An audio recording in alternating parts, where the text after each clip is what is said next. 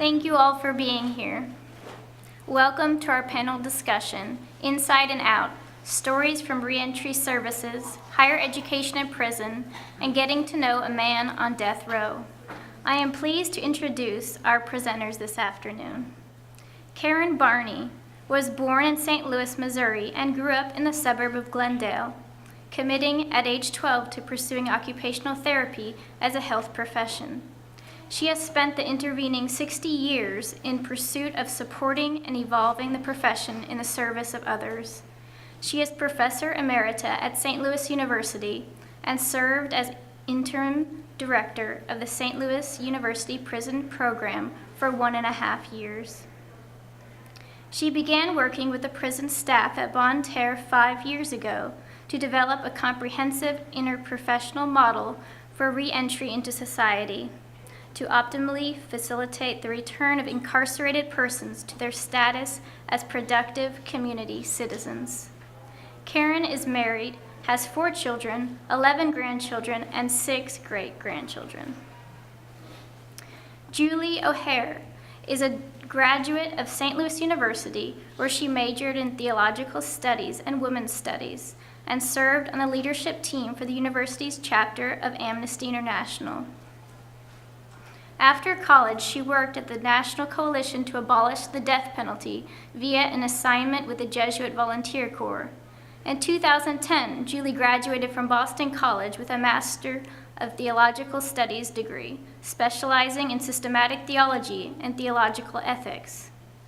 She has been the Community Outreach Coordinator for the SLU Prison Program since 2011. Brian and Kathleen Niebrugge are proud parents of 5 children and are members of St. Margaret Mary Alacoque Parish.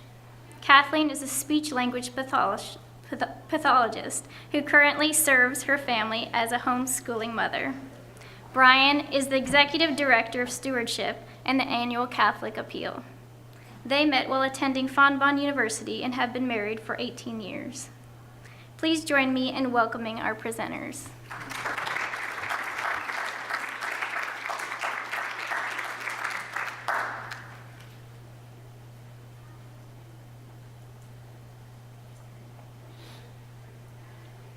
So I get to be first because I'm the oldest on the panel.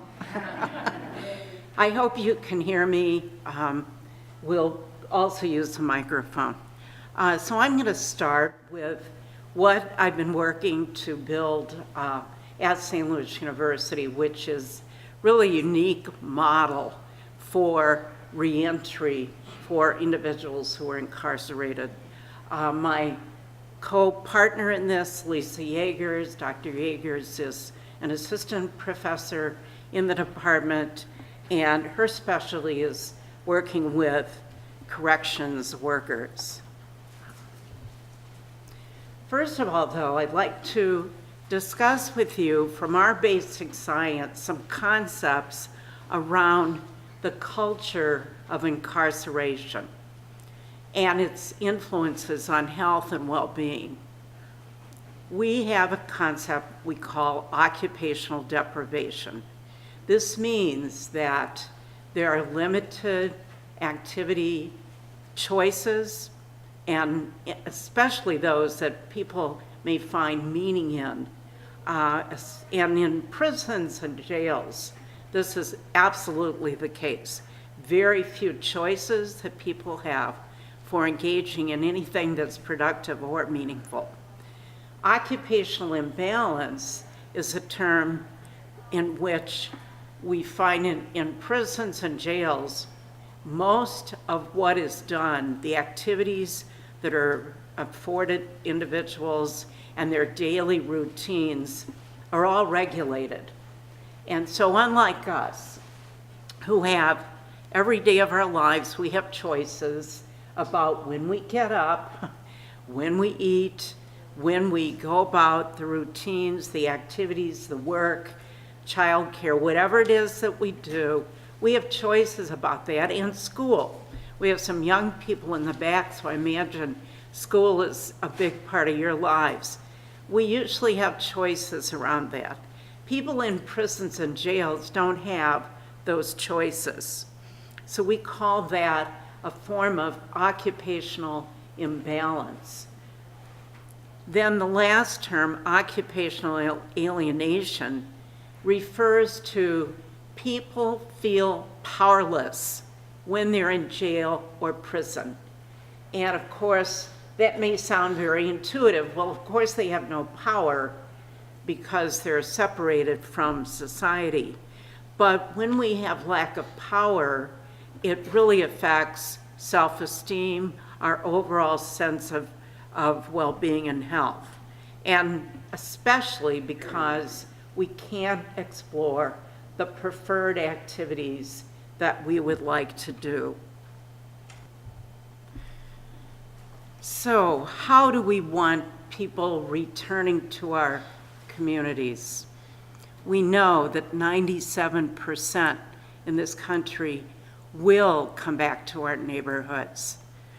And yet we have huge currently recidivism rates, especially for men.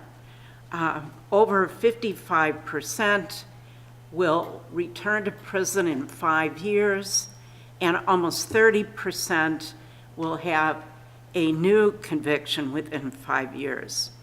And we know that the national rate is that 67% of those released typically reoffend, and they're rearrested within 3 years of their release.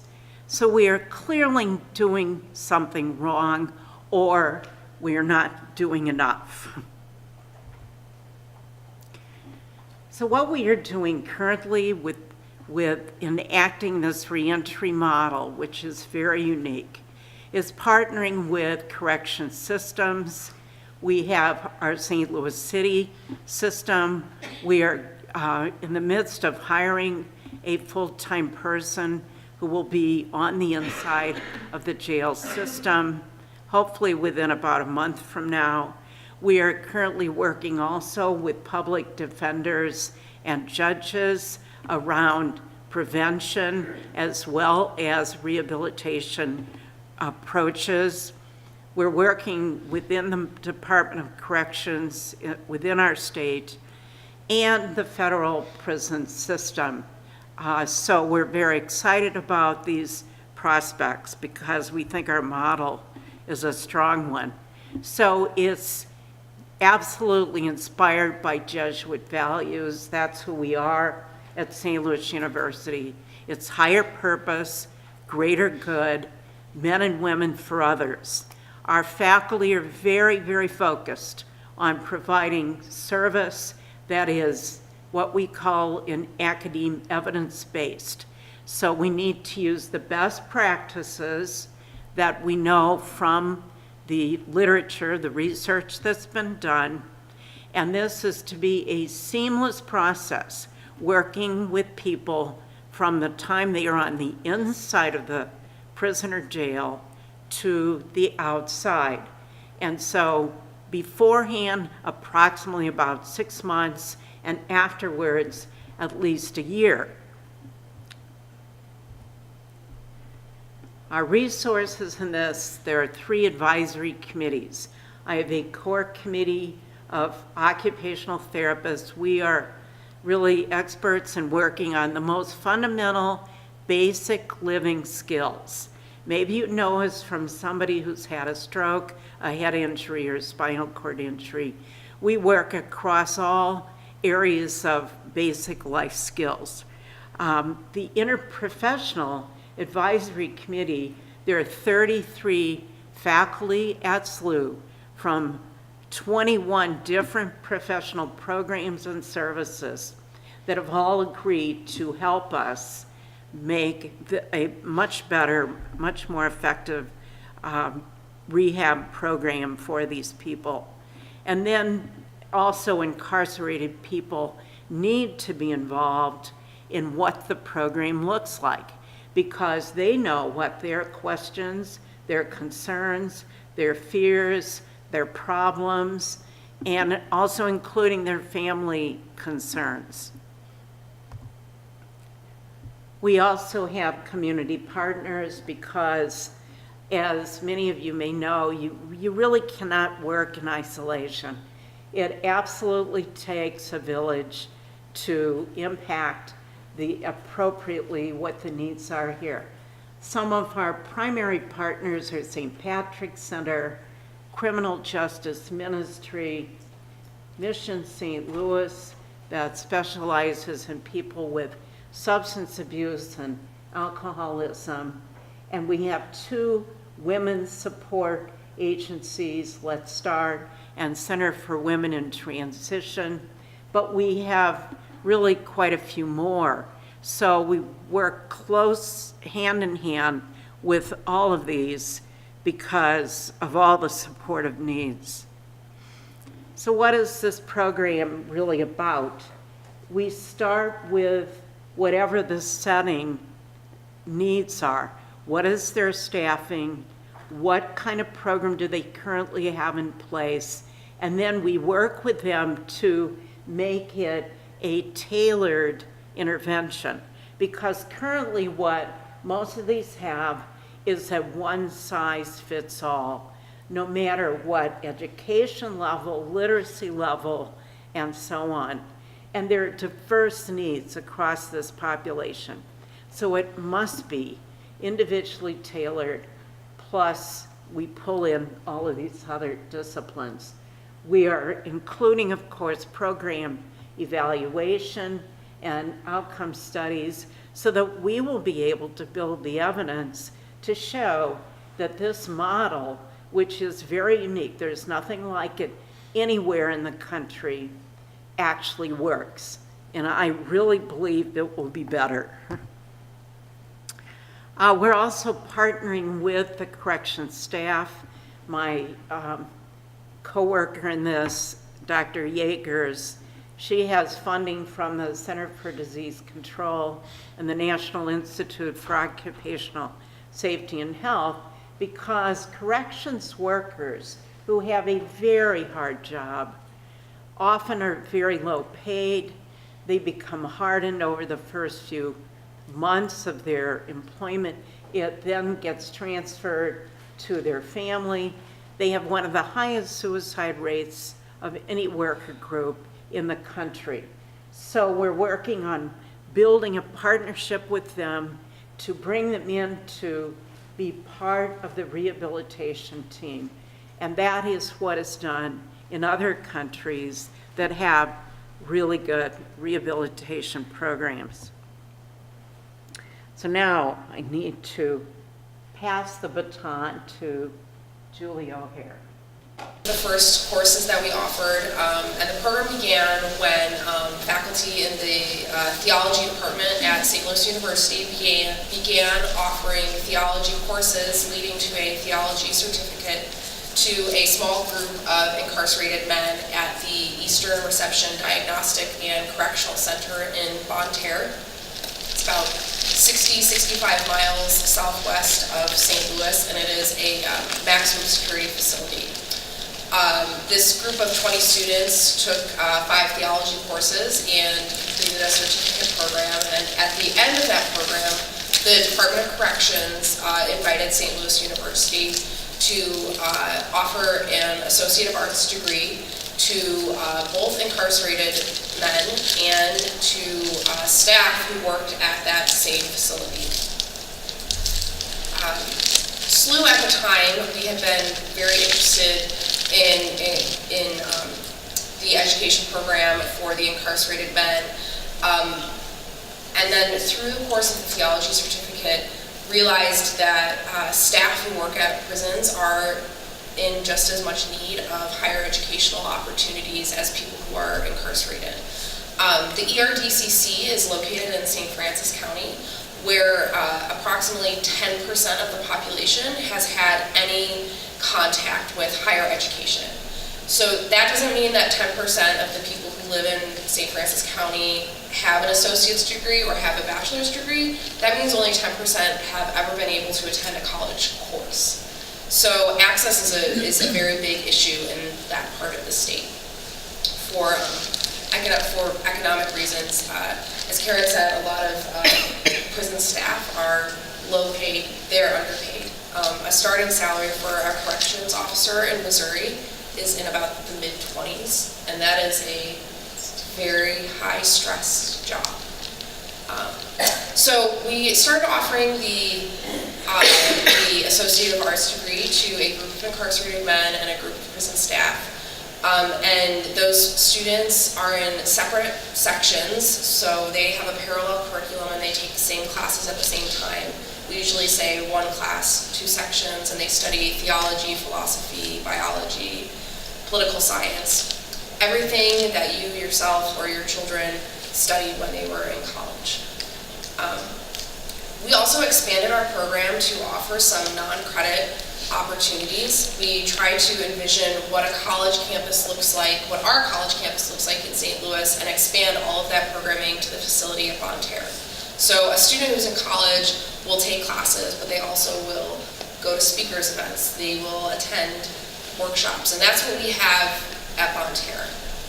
We bring in speakers from St. Louis, from all across the country. We've had several international speakers come to just discuss what they do professionally, usually in an arts and education, from an arts and education perspective. We've had poets, musicians, musical performances. The SLU Theater performs every year. Our workshops are non-credit classes where students can work with an artist or a writer. We've had a curation workshop where someone from St. Louis who's an art critic came in and the men curated their own art exhibit. So we offer a wide variety of programming at that facility that includes these credit and non-credit opportunities. In 2011, we admitted these Associate of Arts degree students, and in 2015, the program reached a major milestone when these students graduated from St. Louis University. Our incarcerated students had a special ceremony at the facility in the Visitor Center where we did everything we could to replicate a college graduation. I think we did a good job as best as we could. The president of St. Louis University delivered a commencement address.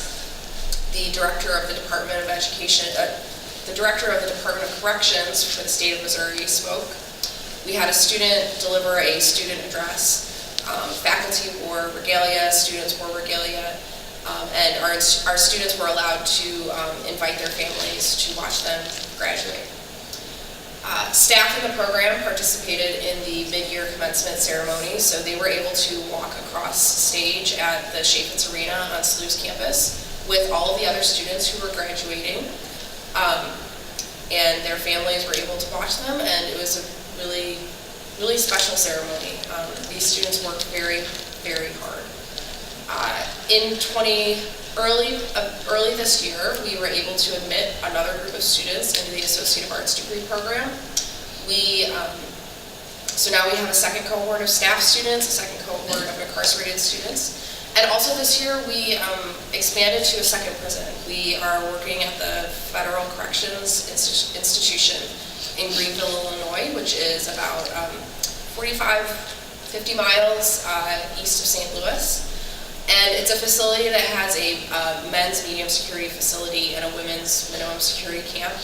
We are offering a new program that we have there called the College Prep Program, and this is for students, this is for people who are very close to being able to go to college but need to work on some of the skills to really get there. Prisons don't offer a lot of opportunities for collaborative learning or to develop skills needed for college.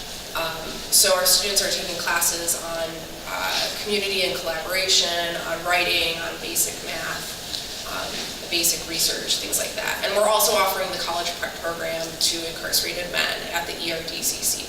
So we are currently helping about 60 people get ready to go to college in addition to our 40 students who are in the college program. And through all of our arts and education events, we have the capacity to reach an additional 600 people annually. So those are the programs that we do, but one of the things I was hoping to talk a little bit more about was what happens to people when they participate in our program. And I forgot to mention in the previous session that the effect that this program has on our faculty. SLU faculty teach all of the classes at the facility, and I have never had a faculty member say a bad thing about their classroom experience. All of our faculty, and over the past 8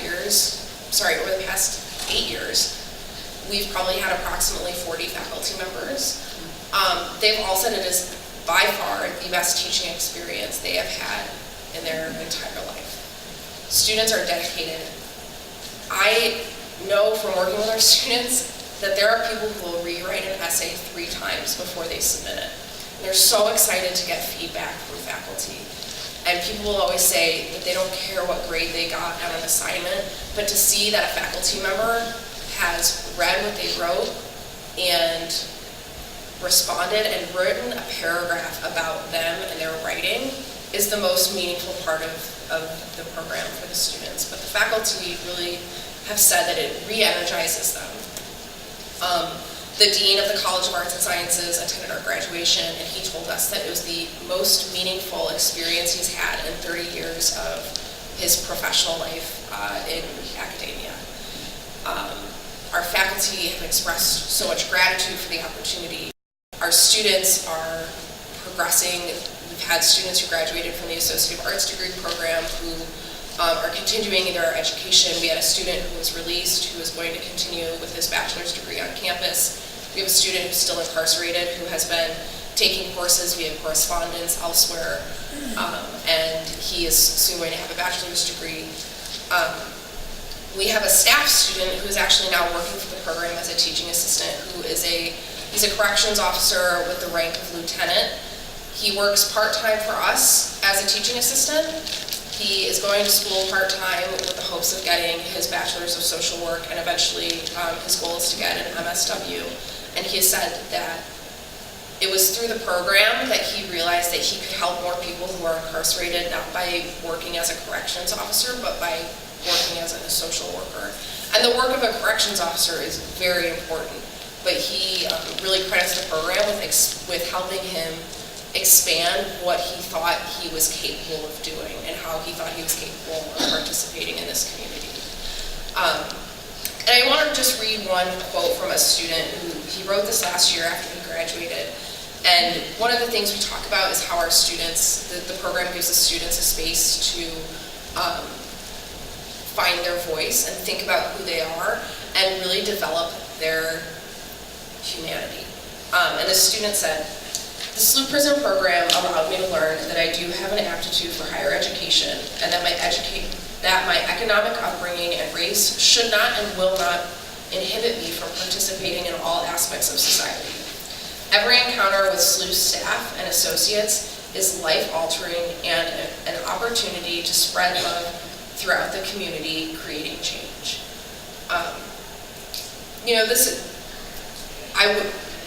I really like this quote, but I have 20 more where everyone has said this, that the program has helped them learn more about who they are as a human being.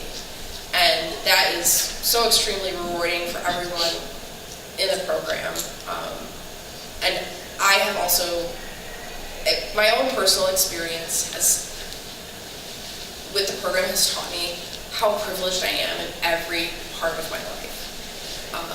I came from a stable background. I had opportunities for higher education. There is nothing in my life that I value more than my education, and working with other people who now have access to that education is extremely rewarding. So I'm going to pass this along.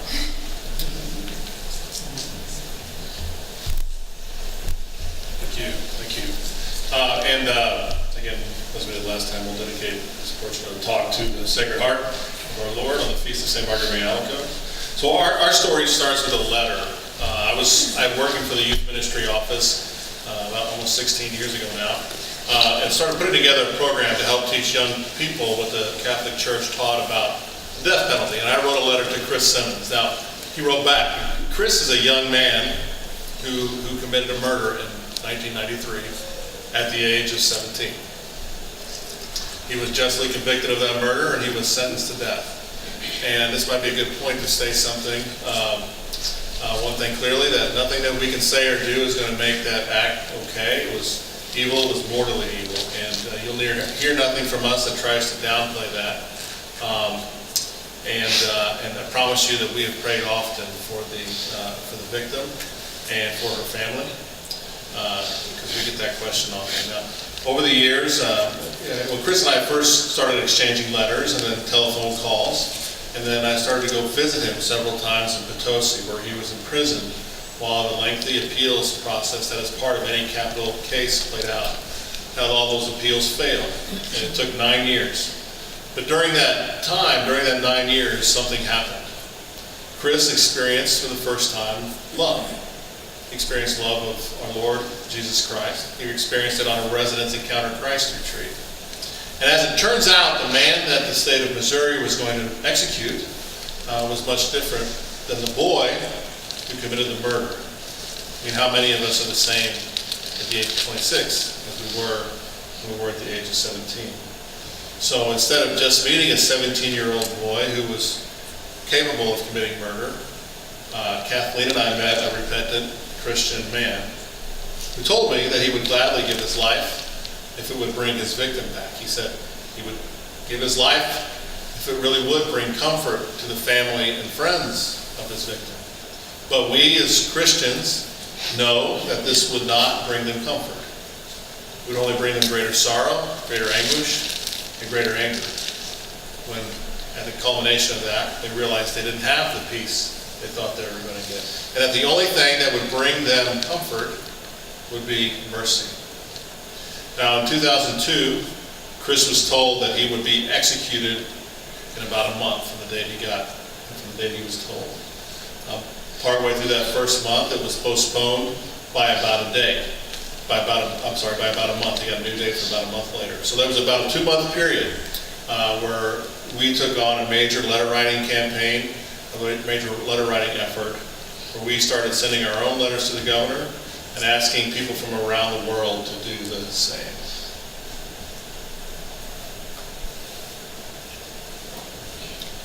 The state of Missouri had been executing men who were on death row on a regular basis, so we took this very, very seriously.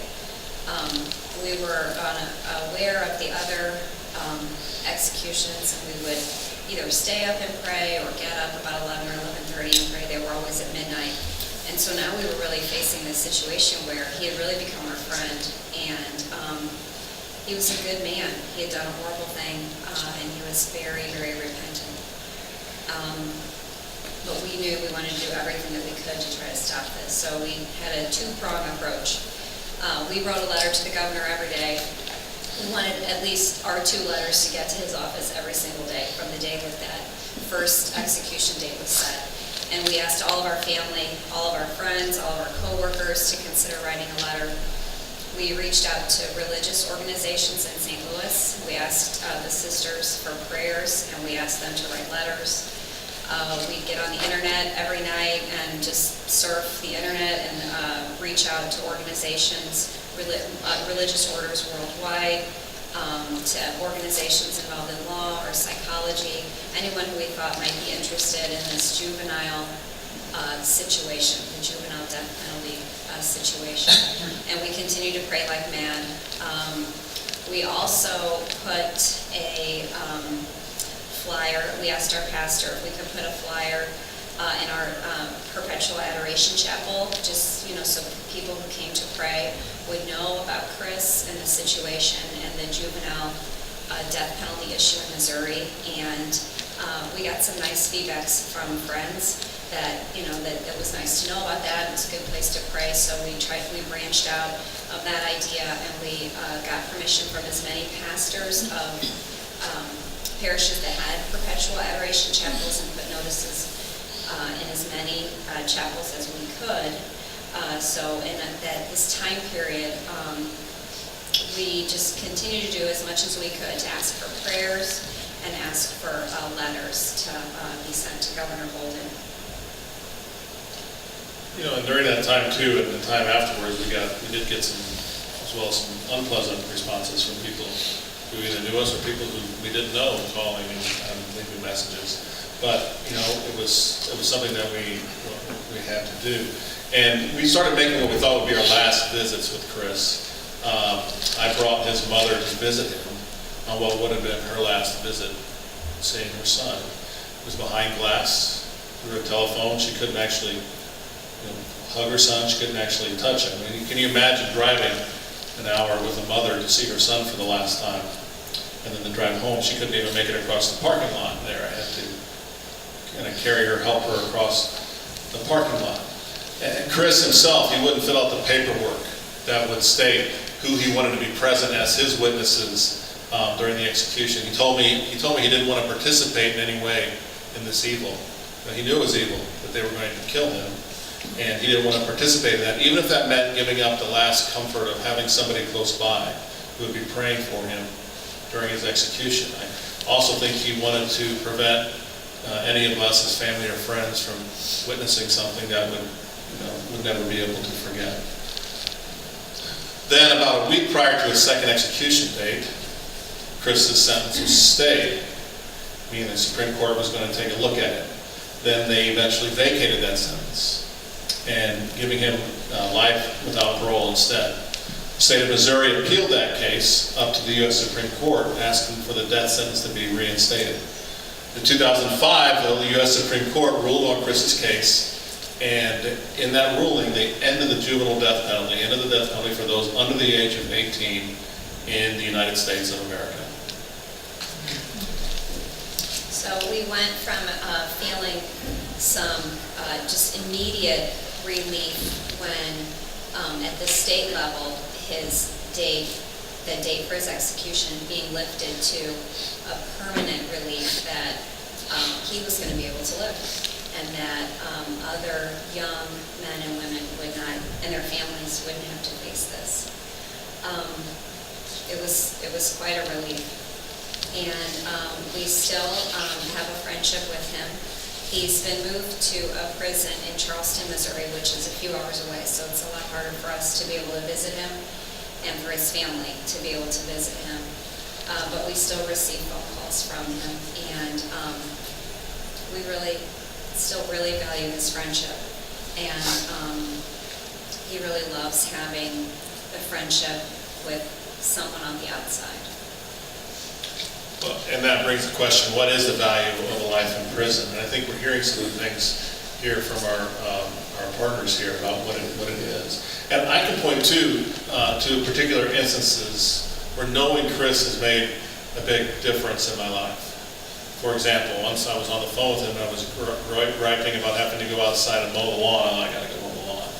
And he started giving me a hard time about that. He said, I would give 3 years of my life to be able to mow your lawn today. And he was serious. Again, learning to appreciate and understand the many gifts that I have, the support that I have of family. He was taking the classes that we were talking about earlier, and we would have conversations on the telephone about one of Paul's letters or about Revelations, talking about theology and what that means, and agreeing on some things and disagreeing on others, and having great conversations. I even brought my sons and my oldest daughter to see him, in the midst of a maximum security prison. That's quite an experience. Now, we didn't become friends with Chris because we wanted to explain away his crime. There's no explaining away, but we became friends with a person who was in need of mercy, in need of help. And I want to take a moment here, if I can, to read the Catholic Church's teaching. This is from the Catechism of the Catholic Church on the death penalty. It's paragraph 2267. Assuming that the guilty party's identity and responsibility have been fully determined, the traditional teaching of the Church does not exclude recourse to the death penalty if this is the only possible way of effectively defending human lives against the unjust aggressor.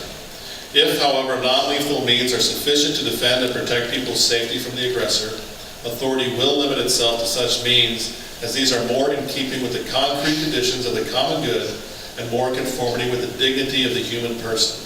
Today, in fact, is a consequence of the possibilities which the state has for effectively preventing crime by rendering one who has committed an offense incapable of doing harm, without definitively taking away from him the possibility of redeeming himself. The cases in which the execution of the offender is an absolute necessity are very rare, if not practically non-existent. And when I read that, and I'm going to go to my opinion here. In my opinion, in our opinion, that the way that the death penalty is used in the United States of America does not follow the Catholic Church's teaching on life. I know there are people that disagree with me, but I think it's clear that we have non-lethal means that are sufficient to defend and protect people's safety from an aggressor. I want to go one step further, though. You know, we don't oppose the death penalty because the men in death row are sympathetic figures, though some of them are. We don't oppose it because there are mitigating circumstances, which there often are. We don't oppose it because race may be a factor, even though it is. We don't oppose it because it may discriminate along economic lines or along the lines of political power, even though it can. We oppose the death penalty in the United States, even in the most brutal cases, because we want to be able to look squarely at the evilest and the most painful situations, the most mortal sins that man can commit, and we want to proclaim to the whole world that this evil is not more powerful than the mercy of our Lord. And, you know, he gave just one drop of his blood. Well, one drop of his blood can cleanse the whole world of all sin. And he gave all of it, including for those guys who are in prison and those guys who are on death row. And I thank God for that, because I need his mercy too. So does my lovely wife, as wonderful as she is, and so do my children, as wonderful as they are. They need his mercy just as much as my friend Chris Simmons does. Because I have sinned, and so have they, and the wages of all our sin is death. So when I someday face my judgment, and I'm appealing to God, I'm not going to appeal to God's justice, because I have sinned. I'm going to appeal to God's mercy. And so I want to do all I can to strengthen that mercy here while I am on earth, and hope to share God's mercy now with as many of my fellow sinners as I can, and especially those guys who are in prison. They need God's mercy too. And if they have that experience of mercy, even if they spend the rest of their life in prison, that can be a life worth living. That can be a life that is fulfilling, a life that brings light to the world in a very dark place, which the prisons can be. It can bring light to that space. And so I think at this point we'll open it up for any comments or questions that anybody may have for folks on the panel. If I remember correctly, Chuck Colson started a different kind of prison down in South America, where it was a prison started by Christians. I'm not sure if I have that exactly right, but I don't understand why we don't do that here, because if taxpayer money doesn't go to wealth, it wouldn't violate separation of church and state anyway. But for those who think that it would, they would still have to say it doesn't violate it if we Christians paid for the running of the prison. Now, would anybody be forced to go there? Of course not, if it's a Christian prison. They can choose. They can go to the state prison, or they can go to the Christian prison. In the Christian prison, they will still be taken care of. Probably less money would be spent in certain areas, but they would be opening themselves to a Christian environment. They would have to agree to that. So do you know anything about that? It doesn't look like any, but the question was that somebody had started a prison somewhere in South America that was run by Christians, and could we start something like that here? I'm not aware of that situation. Is it a possibility? I don't know. That might be worth explaining. I think that what may be worth doing though is listening to what our partners here have talked about, what's happening in SLU, and have what is maybe more immediately doable is that Christians going into the prisons and helping these guys to have an experience, these men and women to have an experience of Christ's love in the prison, and to experience someone who respects the dignity of their life. And again, their dignity of their human person, which it always comes down to in the end. So in the more of the short term, well, that may be something worth exploring. More of the short term is encouraging people to get involved in these ministries, both in the prison and for those who are then coming out of the prison, like the criminal justice ministry and that sort of thing that really helps people. Does he have anything to add? Thanks for your comments. I think we've had some experiences with some public defender clients who will explain, and I think they do it because they know of the St. Louis University background. One man said, I feel like I've just won the lottery to be able to work with your program.